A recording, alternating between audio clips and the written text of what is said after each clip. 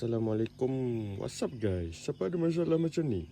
Masalah di mana korang punya pintu tiba-tiba terbuka sendiri. Dia punya lock dia terbuka sendiri. Empat pintu. Okey, cuba korang tengok tu Aku main wire jap. Nampak dia buka. Apa masalah dia tu? Ni aku kunci balik. Kunci balik macam ni Nanti aku pegang wire bawah ni tau. Aku pegang wire bawah ni. Ni jari kelingking aku ni. Aku tekan wire tu. Tiba-tiba lock.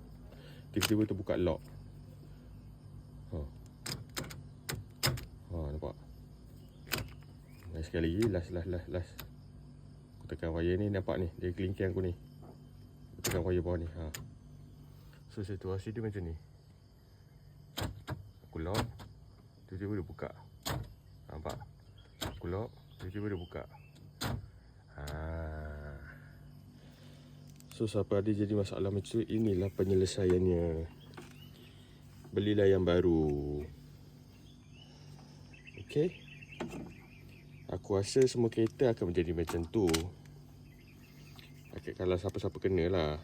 Macam aku ni Saga FLX. Saga FLX So penyelesaian dia begitulah.